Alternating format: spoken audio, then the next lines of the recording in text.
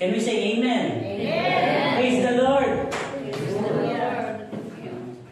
Yung simbahan na kung saan kinalakihan ko, Salvation Army. Praise God kasi kanina yung bagong kapatiran natin na basis from Jensen. Tama ba? May Salvation Army sa Jensen. Malapit din nila Julius sa Pelibaro Games. Yung nga lang ako, Salvation Army sa Makati, so Makati 4. Sa amin doon, normal na sabihin na, Praise the Lord, Hallelujah! Hallelujah! Praise the Lord. Dito, parang amen lang, ano? Praise the Lord, ano? Pero sa ibang mga iglesia, ano, they shout Hallelujah. Hallelujah. Amen. So, salamat sa pagkakataon ito because we survive. Ito na yung muli nating pagkikita, mga kapatid. Kasi next week, 2024 na. So, itong mensahe ko na to, ito na yung uli ko rin mensahe sa pamamagitan. Kasi next year na. week. Next year na rin ka. So, pinamagatan ko yung mensahe ng God's resolution. Wow! Sino rito yung may mga New Year's resolution? Ha? Every day, we have New Year's resolution. Ilan na yung New Year's na lumipas na natupad natin o hindi natin natupad sa mga resolutions? What about kid? Do you have New Year's resolution, kid? Maybe they don't know the word New Year's resolution. So, God's resolution.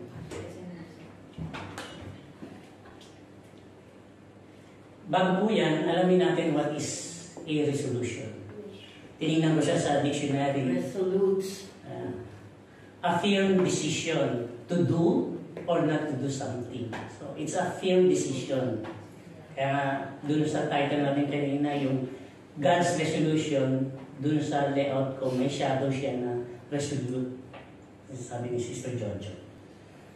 And the quality of being determined or resolute. So, sino yung may New Year's resolution? Diba? Are you firm to your decision? Are you determined to do it? Diba? Yeah, yes, I have. It is the action of solving a problem or contentious matter. So what is a resolution? A firm decision to do or not to do. The quality of being determined or resolute. The action of solving a problem or contentious matter. Pero siyempre, sabi dyan God's resolution. Of course, He will do it. In synonyms niya is a steadfast, resolutely or dutifully firm and unwavering. So, brothers and sisters, kapag may New Year's resolution kayo, ngayong New Year, gawin din yan. Diba? That, sabi dyan, a firm decision, determined. Diba? Depende sa resolution. Sino ba nag-New Year's resolution? Parang ako, nakalimutan ko na rin, di ba? Pero ang kaugalian natin mga Filipino yan. Practice lang ba? Nag-research din ako, sabi dyan, for 2024, the Forbes Health Poll survey found some resolutions to be more common than others, with the most popular goals including Diet. ayan na, improve fitness, 48%. Improve finances, 38%. Improve mental health, 36%. Lose weight. Hindi naman ako nakatingin kay Sister Hannah, di ba? With 34%. Improve diet. So, ayun dyan sa survey na yan, sa Forbes Health, Sa mga Americans daw, yan daw yung itemize, improve fitness. Ibig sabihin, 48%. Ang daming yan ang mga resolution, mga finances, improve mental health, or lose weight, First 3 improve diet. Less popular resolutions include traveling more. So, hindi masyadong sikat yung resolution nila is to travel more. 6% lang siya. Meditating regularly is 5%. Sino sa atin may New Year's resolution na magko-quiet time ako, mananalangin ko every night. Magbabasa ako 1 chapter a night before I sleep. Sino sa atin? Diyan sabi niya, drinking less alcohol, 3%. Oh, baba, di ba? Napakababa. And performing better at work, 3%. Alam niyo na ba kung ano yung New Year's resolution niyo? Ilang araw na lang at magbabagong taon. At nakita niyo rin ba yung sarili niyo kung saan kayo dyan na nagpaplano? Lahat. 2,000 pa yan. 2024 yan. So, in Romans 5, verse 12, therefore, just as sin came into the world through one man, and death through sin, and so death spread to all men because all sin. Sabi dyan, dahil sa isang tao, ang kasalanan ay kumagat na punta sa mundo. Kaya dahil sa kasalanan niyan, ay ang lahat ng tao ay namamatay. So death through sin. And so death spread to all men because all have sinned. Sino sa atin dito ang walang kasalanan o hindi na nagkakasala? Sabi nga kanina natin ni Sister John, ni Brother Dennis, ano ba si Brother Dennis o si Brother Ray doon kanina sa GCF na church na dinagawan ko rin kanina. Na we are not perfect. We are forgiven, but we are not perfect. So, nagkakasala pa rin tayo. At dahil nga yan sa unang tao. At dahil dyan, kaya nga ang connection yan dun sa title natin, God's Resolution. Dahil ang lahat ng tao ay nagkasala. 2 requirements of God ever since. The penalty of sin is death. Requirements yan ng Diyos. At kahit sa lumang tipan, dahil sa kasalanan, ang kabayaran ng kasalanan ay kamatayan. At ang pangalawa, perfect obedience. Kinakailangan ang pagsunod ay perfect. Ang kabayaran ng kasalanan, kamatayan. Requirements yan. Kaya ang lahat ng tao ay namamatay dahil sa kasalanan.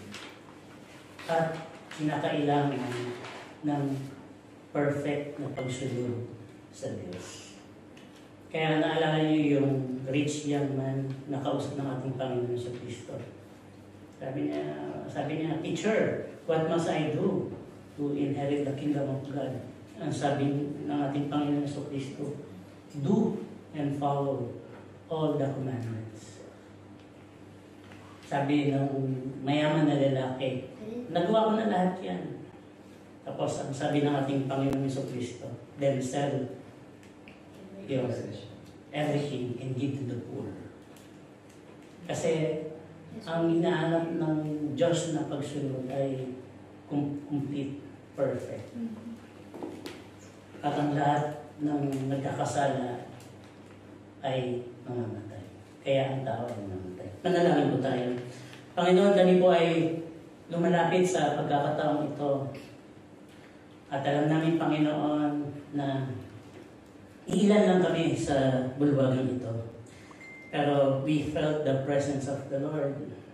Maraming salamat, Panginoon, sapagkat ilang araw na lang ay lilipas na ang taong 2023. And for 365 days, Lord, mabuti ka sa buhay namin, kahit kami ay hindi karapat-dapat. Maraming salamat sa pagkakataon na ipapahayag mo ang katotohanan sa mensahe nito. Na ikaw, ang Diyos, ay gumawa ng solusyon. Dahil ang kabayaran ng kasalanan ay kamatayan. At kinakailangan sakdan ng pagsunod para magkaroon ng buhay ng mga. Ikaw ang siyang mangusap sa bawat isa sa amin na narito. Bago matapos ang taong 2023 ay tunay namin maunawaan ang ginawa ninyo sa krus ng Kalbaryo. At mas maging meaningful, Panginoon, sa amin ang buhay na ito na ipinagkaloob sa amin, ipinahiran. Samahan niyo ako, Panginoon, at ikaw ang siyang magbukas ng aming puso't isipan sa pakikinig ng mensahe. Patawad sa aming mga pagkukulang at mga pagkakasala. This we ask in Jesus' name. Amen and amen. So, God's resolution. In 1 John chapter 4, 9 to 12, in this the love of God was made manifest among us, that God sent His only Son into the world so that we might live through Him. In this is love. Not that we have loved God, but that He loved us and sent His Son to be the propitiation for our sins.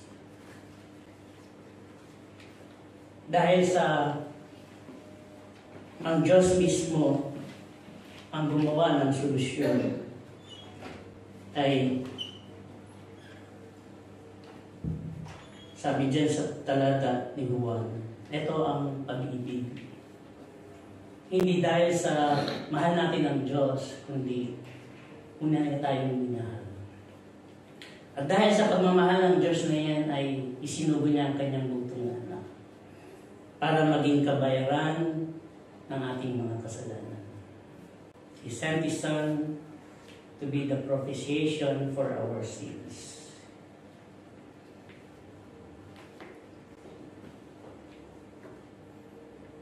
God's resolution.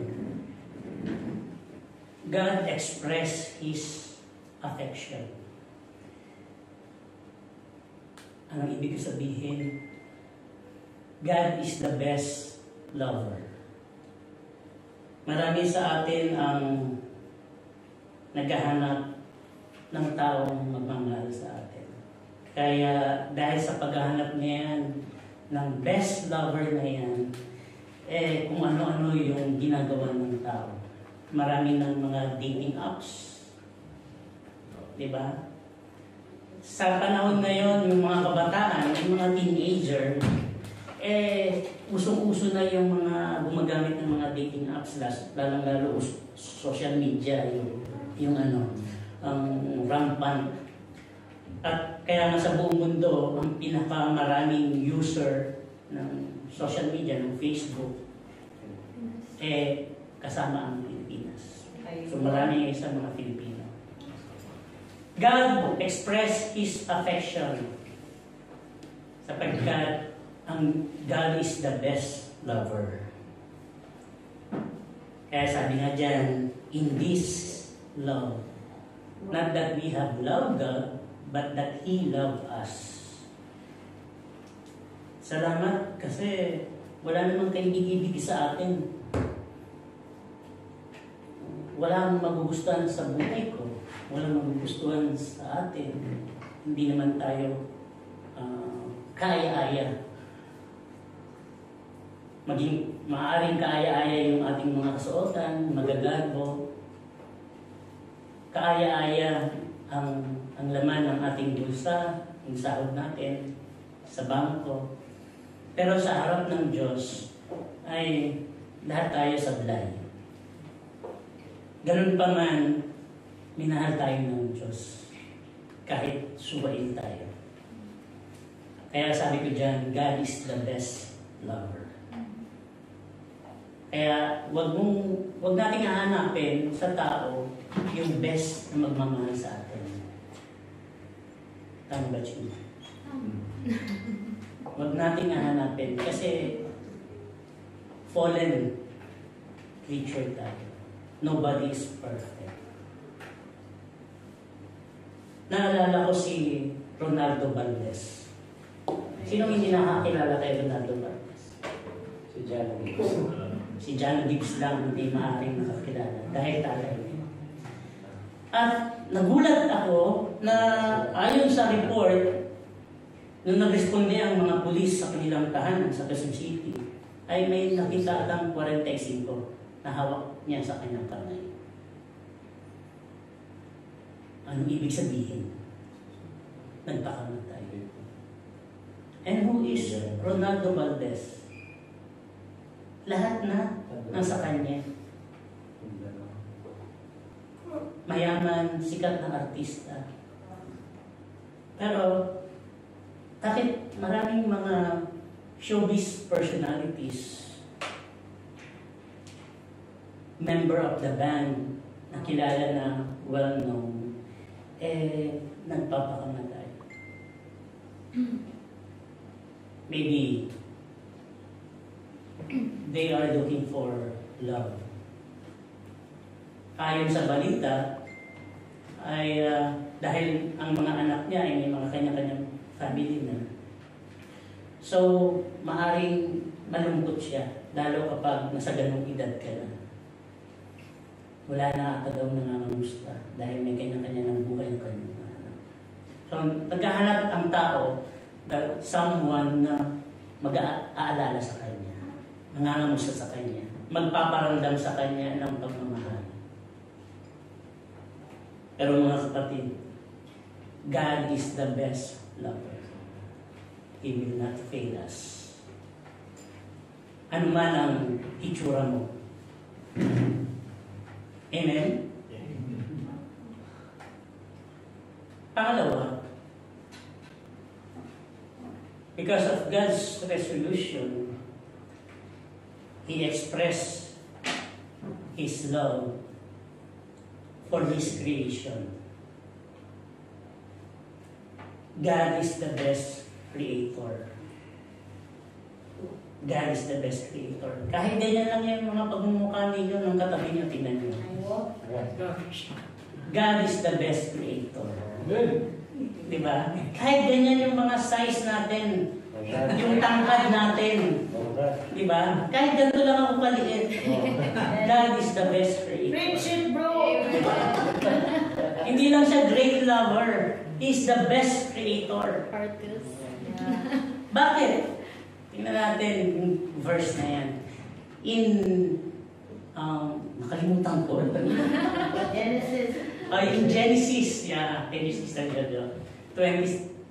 2, 26 to 27. Then God said, "Let us make man in our image, after our likeness." So nag-uusap ang Diyos bago nang pasimula pa. Kaya sabi dyan, let us, hindi lang isa ang Diyos, kundi kaya naniniwala tayo sa tatlong persona ng Diyos. Kaya sabi dyan, let us make man in our image. God is the best creator. Kasi, He made us in our image, in His image. Diba? After our likeness, in verse 27. So God created man in His own image. In the image of God, He created him. Parang redundant, Pero binibigyan ng emphasis na yung nilikha ng Diyos, that's why He is a best creator, the best creator, kasi in His image we were created. Kaya kahit ganyan lang ang mga itsura natin, we were created by God. Nakatulad ng kanyang wings. Amen? Amen. God is the best lover. God is the best creator. Sa verse 28 pa, chapter 2 of Genesis. And God blessed them. Sabihin mo sa katabi mo, God bless you. God bless you. That's why God is the best creator. Because He is best creator, He blessed them. Kaya huwag ninyong gagawin ng ganyan nila ang tingin yung katabi ninyo. Because pinagpala yan ng Diyos. Amen. Sabihin nyo kay Brother Jules, pinagpala ka ng Diyos. Sabihin mo kay Sister Hannah, pinagpala ka ng Diyos.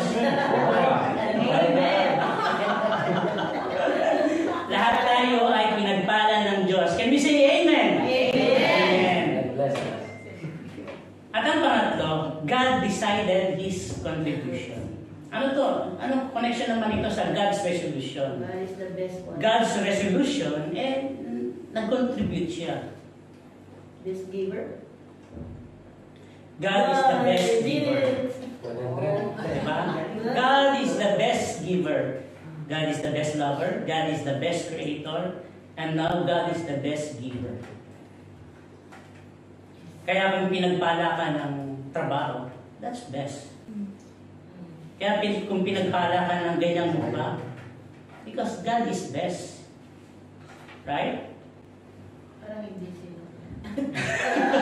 In James chapter 1 verse 17, every good gift and every perfect gift is from above. So lahat daw ng mga kaloob, lahat ng perfect ay mula sa Diyos. That's why God is the best giver. God is the best giver. Mabilis lang ang transition, no? Pakinggan na to. God is the best provider. Pang-apat. Diba? Pang-apat. God sent His provision. God is the best provider.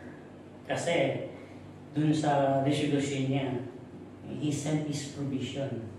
Nagpapakita na God is the best provider. Ano yung sinasabi ng Biblia? In Genesis chapter 22, verse 13. And Abraham lifted up his eyes and looked, and behold, behind him was a ram caught in a thick by his words. Ito pong istorya na to ay matagal na pangako kay Abraham na magkaroon ng anak. Pero sa kanilang katandaan, sino ba yung asawa niya? Sarah. Si Sarah ay matanda na rin. At talagang hindi na magkakaanak. At biniyayaan sila ng isang anak. Pero after na lumalaki yung bata, sabi nagpakita ang angel ng Diyos na i-offer niya sino yung anak niya? Si Isaac. Pumunta kayo sa mountain at doon i-offer mo. At dito sa istorya na to, iniimlay na niya si Isaac, yung nag-iisang anak niya na matagal na nilang hinihintay. At i-offer niya ito dahil sa Diyos. Yun ang nire-require, sinabi ng Diyos. At bumuha na siya ng tabak. At bago niya saksakin, ay nagsalita ang Diyos. Nakita ng Diyos na tunay pala siyang susunod sa utos ng Diyos. Huwag mong patayin ang anak mo.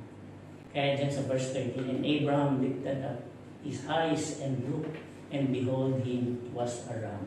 In replace of Isaac, his son, ang in-offer nila ay itong ram na to. God is the best provider. Amen. So Abraham called the name of that place, the Lord will provide. Can we say, the Lord will provide? As it is said to this day, on the mount of the Lord it shall be provided. Kaya gumawa siya ng palatandaan at sinabi niya, itong bundok na ito, the Lord shall provide. Kaya anuman ang mga alalahanin natin for 2024, let us remember God is the best provider. Amen? Amen. Amen. Kung naghahanap ka ng magiging lifetime partner mo, huwag mong problemahin yan. God is the best provider. Amen. Kung may nararamdaman ka sa iyong kalusugan or may mga gastusin na malaki, God will provide. Kaya nga, ito yung mensahe na napili ko at ang title, God's Resolution. Because He is the best God.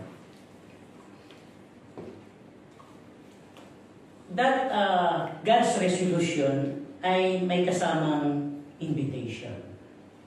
And this invitation is the best invitation. Of course, kapag Diyos ang creator, God is the best creator, God is the best lover, God is the best giver, God is the best provider, ang kanyang invitation ay best din. Tama ba? Parang bibigyan ka ng isang invitasyon ng Emir ng Qatar that you are invited to have a dinner with them.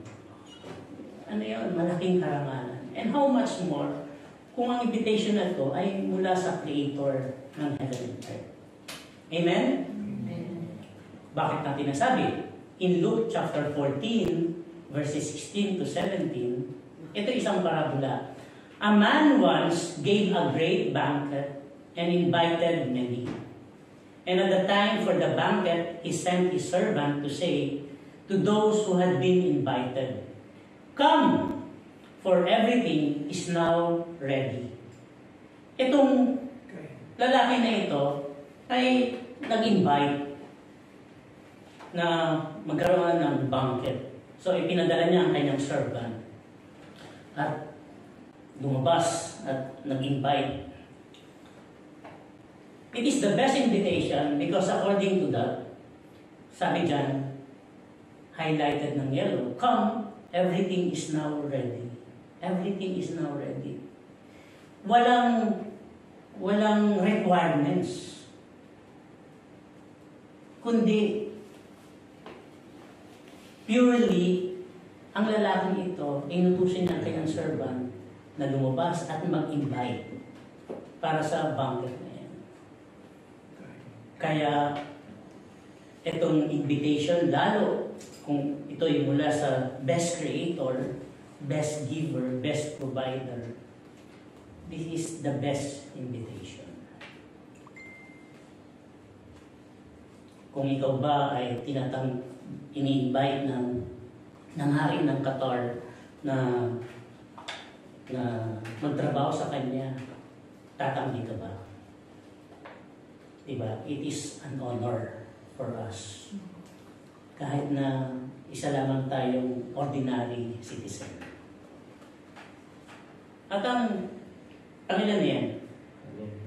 God's resolution. Kasi there is a substitute. Anong ibig sabihin? It is the perfect sacrifice. It is the perfect sacrifice. Kung kanina, best giver, best invitation. Now, this is the perfect sacrifice. Sapagkat in Hebrew chapter 9, verses 13 to 14, for if the blood of goats and bulls and the sprinkling of the defiled person with the ashes of heifer sanctify for the purification of the flesh, how much more with the blood of Christ? Sa lumang tipan, nakaugalian ng mga Hudyo na para sila ay patawarin sa kanilang mga kasalanan, they bring animals. That's why may animal sacrifices sa matandang tipan. Na ito ay kasama sa mga commandment ng Diyos na ipinagkaloob kay Moses. At para magkaroon sila ng kapatawaran, ay kinakailangan dala sila ng mga hayop, mga bulls, mga goats, dog. Pero sabi dyan sa Hebrew, chapter 9, how much more will the blood of Christ? Kaya isinugo niya ang kanyang bugtong na anak. Hindi na inihain niya ang kanyang sarili. ang buhay ng ating Panginoon, hindi na katulad ng gawain sa lumang tipan na sa pamamagitan ng hayop. Kaya yung substitute na yan is the perfect sacrifice. Kapag ibinubo niya ang kanyang buhay at siya ay namatay. Kaya yung dugo ng Kristo ang nakalagay dyan. And this is God's aspiration. Ano yung aspiration na to? Meaning, God is patient. Kahit na suway tayo, kahit na matigas ang ulo natin, kahit na ilang taon na tayo nag-i-exist dito sa mundo, hanggang ngayon, patient pa rin ang Diyos sa buhay natin. Kahit na ang dami-dami na natin nagawang mga kasalanan, and yet He is so patient. Hindi niya tayo pinapatay. Ang kabayaran ng kasalanan ay kamatayan. Pero why we are still at this very moment nandito sa bulwagan nito? For one reason, because God is patient. In 2 Peter chapter 3, verse 9, the Lord is not slow to fulfill His promise, as some count slowness, but God is patient toward you. Kaya magpasalamat tayo sa Diyos. Kasi binibigyan niya pa tayong pagkakataon ng mabuhay. Kahit hindi na mabilang ang ating mga sablay na ginagawa sa buhay.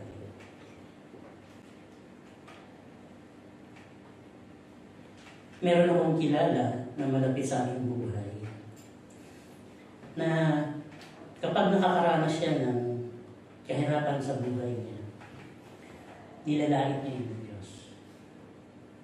Minumura niya ang Diyos. As if kasalanan ng Diyos dahil naghihirap siya. As if kasalanan ng Diyos kaya siya ay ganun ang kanyang sitwasyon. Pero hindi niya nakita sa kanyang buhay, kahit hanggang ngayon, bedridden na siya. He was stroke for 6 years. Pero God is so patient. Sabi nga ng mga kilala ko, matagal pa ang kanyang buhay kahit bedridden. Pero para sa kanya, marahil pinaparusahan pa rin siya ng Diyos. Ang hindi niya nakita, God is still so patient sa kanyang buhay. Pagkat binibigyan pa rin siya ng hininga. Until such time na siya ay magsisisi sa kanyang kasalanan. And he will acknowledge God in his life.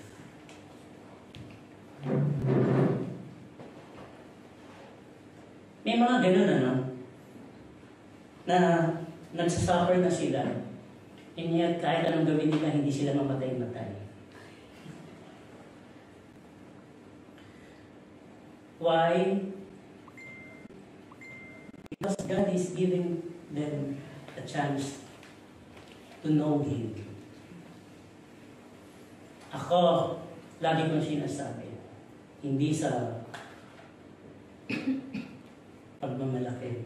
It is because I know that I am secure in God. I am not afraid to die. And sometimes I know that sometimes I always say it to myself and to my friends that I am not afraid to die because I don't want to stay here long on this earth with full of sufferings. Sabi nga ng asawa ko, sinasabi mo lang lagi yan kasi gusto mo tumakas sa sufferings, sa kahirapan ng buhay. Which is true. Sino ba naman ang gustong mamuhay na napakatagal tapos naghihirap ka, nagsasuffer ka? Wala kang sahod. Wala kang trabaho. May umaasa sa'yo ng mga bibig. Ayaw mong marahil maranasan na sa kumpanya nyo, habang buhay kami na maltrato. You would rather kill yourself. But why everything nangyayari ito? Why there's still suffering? It is because of sin. Kaya kami namamatay, it is because of sin. Kaya may mga nagsasuffer, it is because of sin. Kaya may pumapatay, may gumagawa ng masama.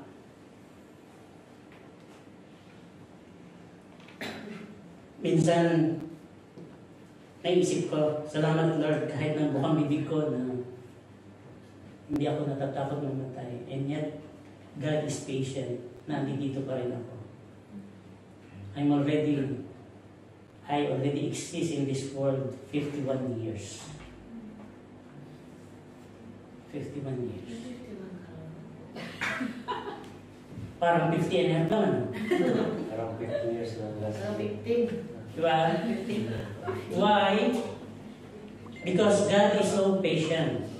Kaya kung nagsasuffer tayo, may mga problema tayong malalaki, may mga nangyayari sa buhay natin, na tinatanong natin, Lord, bakit hindi mo pa tapusin ang buhay ko? Nahihirapan ako. Because God ay may pagkakataon pa rin na binibigyan tayo ng pagkakataon na mabuhay. Kasi may plano pa siya sa atin. Huwag nating madaliin. May kakilala tayo, namatay for only 25 years old. 27 years old.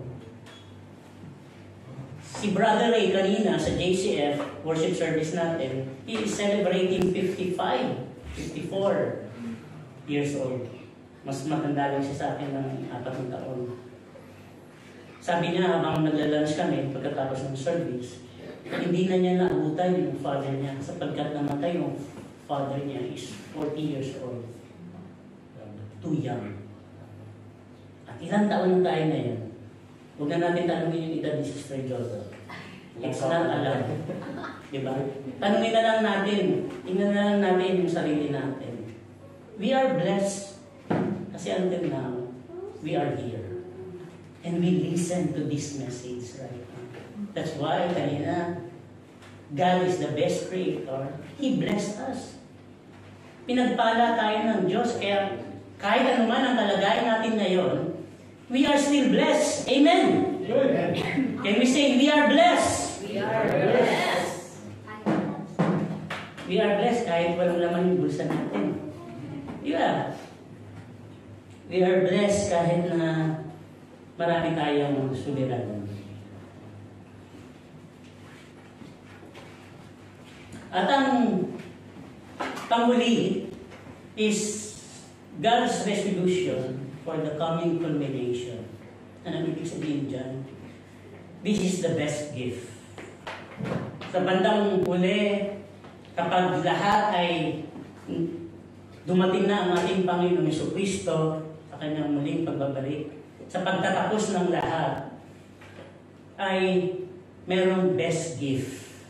Hindi lamang siya best giver, hindi lamang siya best provider, hindi lamang siya best creator, hindi lamang siya best lover, but He brings best gift. Sabi dyan sa Romans chapter 6, for the wages of sin is death, but the free gift of God is eternal life in Christ Jesus our Lord.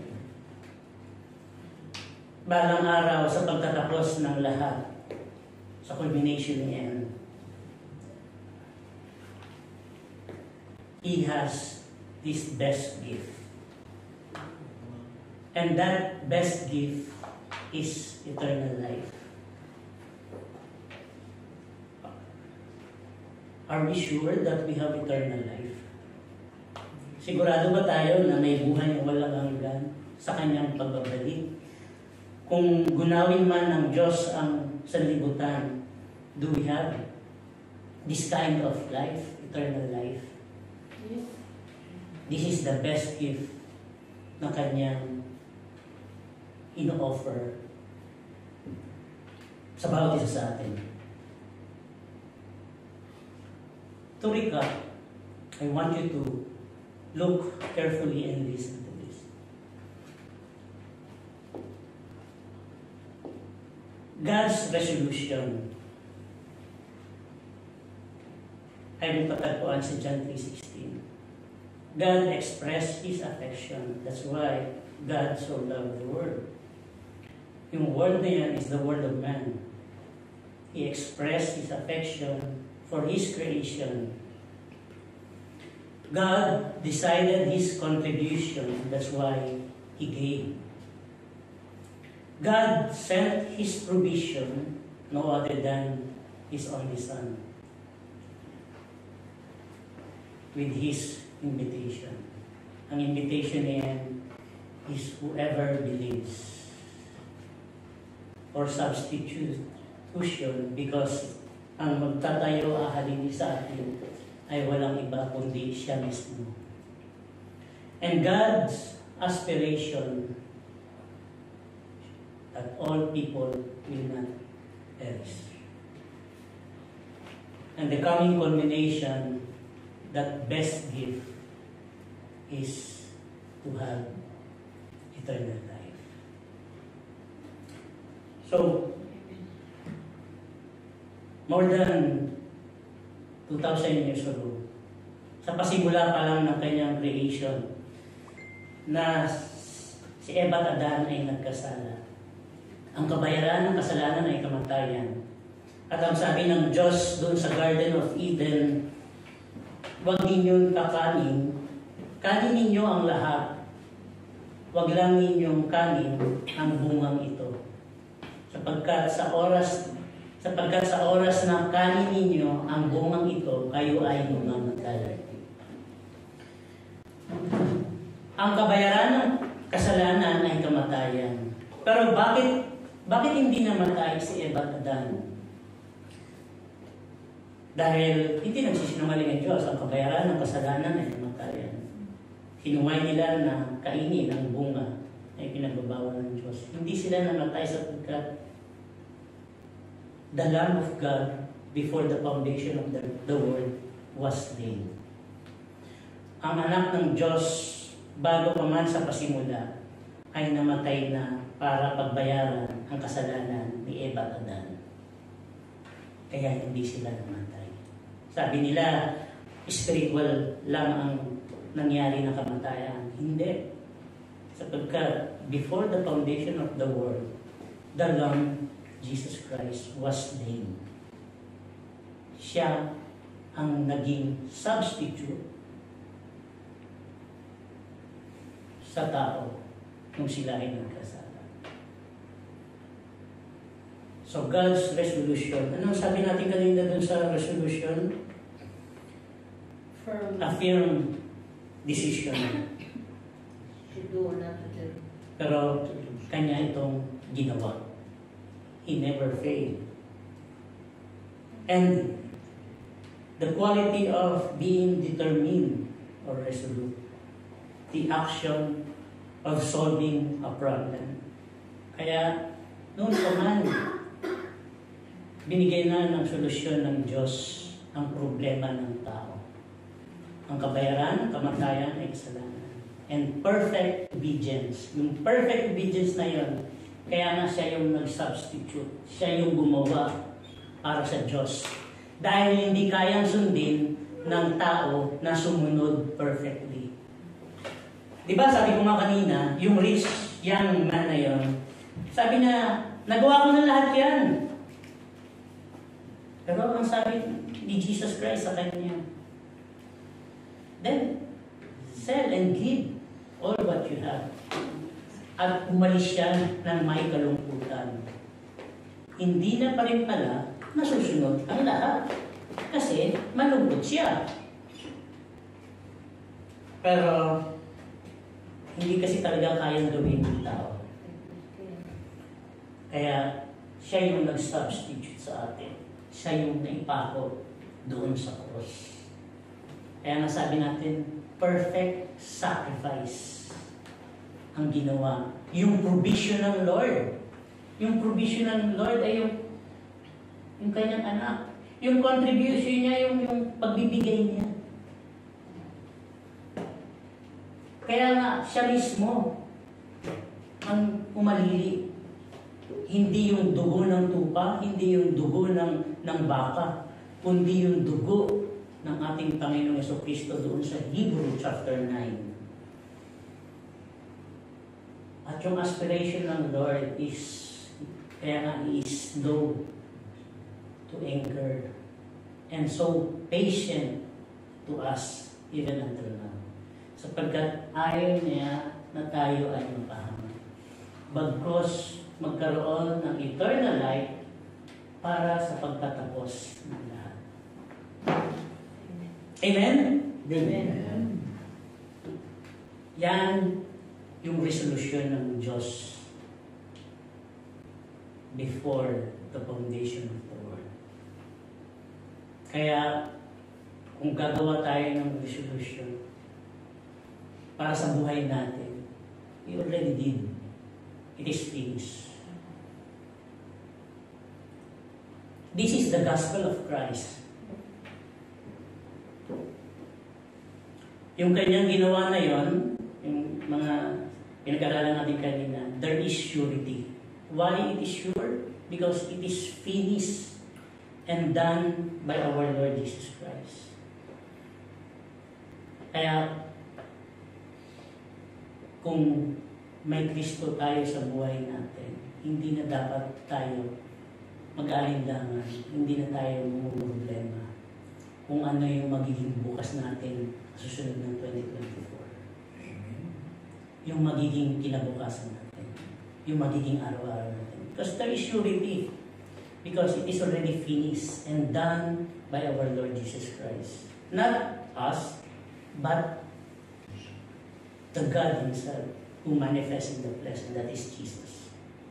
This is the gospel.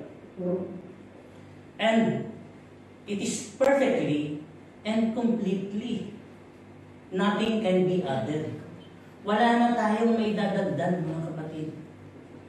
Tapos na siya. Finish. Perfectly, because He is the perfect God. Completely. That's why He is the best creator. He is the best lover. He is the best giver. And He is the best provider. That's why His invitation to all of us is best. And it is final and unrepeatability. Hindi na natin pwedeng ulit-ulitin pa. Penalin na yan. Kaya nabuhay si Eva at Adan doon sa Garden of Eden at hindi sila namatay. Tumanda lang sila. Nung kinain nila yon, hindi kagad sila namatay. Because Jesus, the Lamb of God, was slain before the foundation of the world.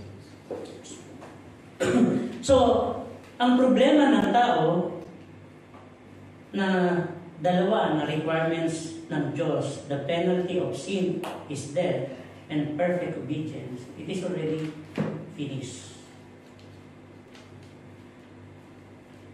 It is perfectly and complete. Wala na tayong may dadagdag. It is final and unrepeatable. Ang dapat lamang natin gawin. Kaya sabi lang kanina, He sent His best invitation. Sabi sa John 3:16, for God so loved the world that whoever believes in Him should not perish but have everlasting life. Yun yung invitation, whoever believes. Kaya sa pagkakataon nito, God is inviting us to believe. It is not an ordinary invitation, brothers and sisters, because it is God who is inviting us. God is so patient. Kaya nga hanggang ngayon, we exist. Kahit na nagkakasala pa rin tayo. Sapagkat mahal tayo ng Diyos. Amen.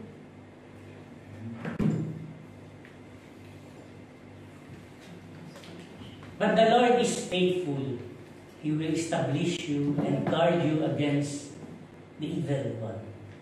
And we have confidence in the Lord about you, that you are doing and will do the things that we command. May the Lord direct your hearts to the love of God and to the steadfastness of Christ.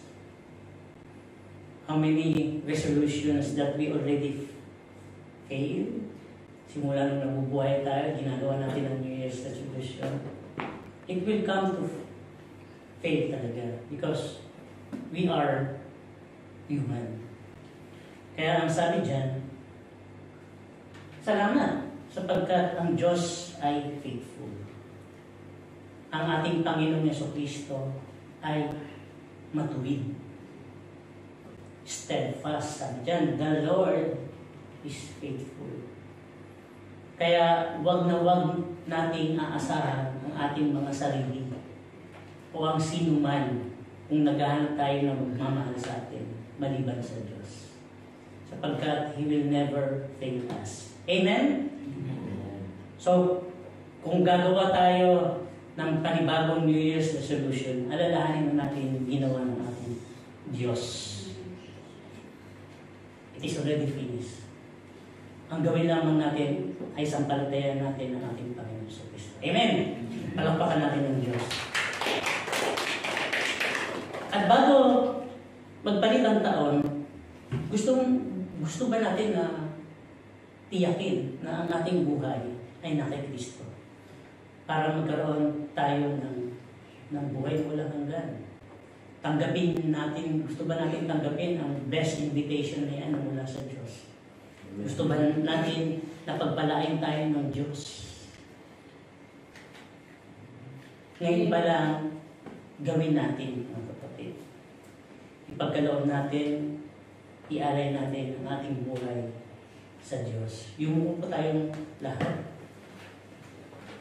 At kung yan ang nais mo, at ang banal na Espiritu ay nangungusap, pinaunawa sa iyo ang mga katotohanan nito. Sumunod ka sa aking panalangin lang, kahit sa isip, sumunod ka sa aking panalangin. Ako po ay magsisimula. At kung ito ay nais mong ganapin sa buhay mo, manalangin ka, sumunod ka sa aking panalangin nang may pananampalataya at taimtim. Panginoong Yesus, maraming salamat. Inaalay mo ang iyong buhay para pagbayaran ang aking kasalanan. Salamat sapagkat namatay ka at muling nabuhay, palatandaan na ang ginawa ninyong kabayaran sa aking kasalanan ay nagkaroon ng kapatawaran nang ikaw ay muling nabuhay. Sinasampalatayanan ko sa mga sandaling ito ang ginawa mo sa krus ng Kalbaryo na pag-aalay para sa akin at sa aking kasalanan. Simula sa araw na ito, ako ay narinig ninyo ganap, matuwid sa harapan ng Diyos. At binibigyan nyo ng kapangyarihan maging anak ng Diyos. Pinupuri kita at pinapasalamatan sa pangalan ni Kristo Jesus. Amen. Ako'y mananalangin. Maraming salamat, Panginoon, na ikaw ang siyang nangusap, kumilos sa aming kalagitnaan. At ito ang huling Friday na sa taong 2023. Sa susunod na linggo ay panibagong taon. Salamat, Panginoon, sa kabutihan ninyo. Salamat sa inyong mercy. Salamat sa inyong grace. Salamat, Lord, na napaka-patient ninyo at matyaga sa bawat isa sa amin. Kahit hindi kami karapat-dapat, ay minahalin niyo kami kahit kami mga makasalanan. Tulungan mo kami, Lord, sa kaharapin namin bagong 2024. Ano man ang mangyari, kami ay nananampalataya sa inyo na ang aming buhay ay nasa inyo. Naniniwala kami, Lord, na ikaw ay tapat at hindi mo kami bibiguin. At binigyan mo kami ng buhay na walang hanggan.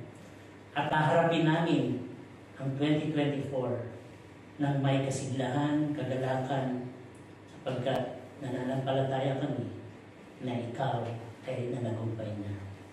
This we ask in Jesus' name. Amen. Amen.